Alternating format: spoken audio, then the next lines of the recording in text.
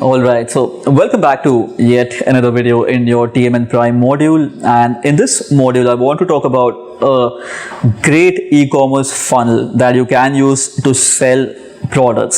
Specifically, if you are into Shopify stores, I think it's a really good funnel to use to bump up your conversions and get more sales. So it starts with a Facebook ad.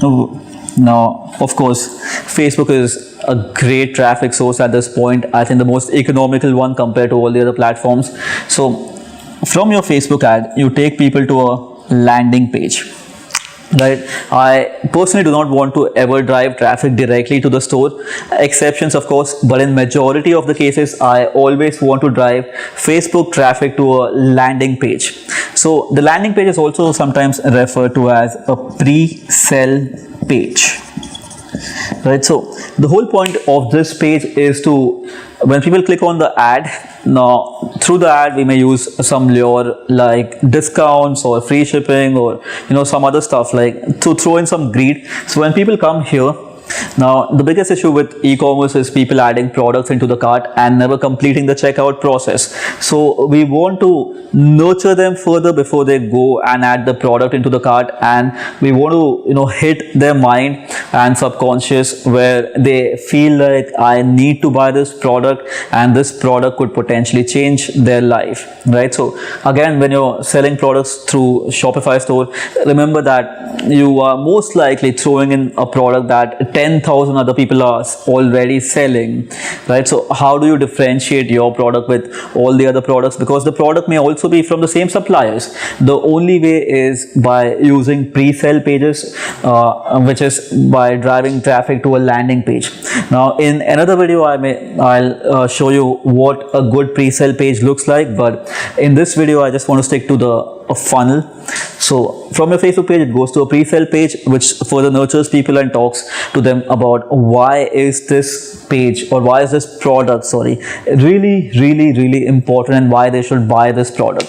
From this page, they go to the order page or the product page.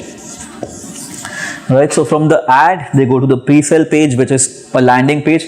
Now great tools to build landing pages. If you're a web developer, of course you could build it on your own, but if you're not and if you want to build the pages easily, you could use something like Kartra, which is a new platform, and I love the platform at this point. So Kartra, earlier I was using Clickfunnels, so again that's a great platform.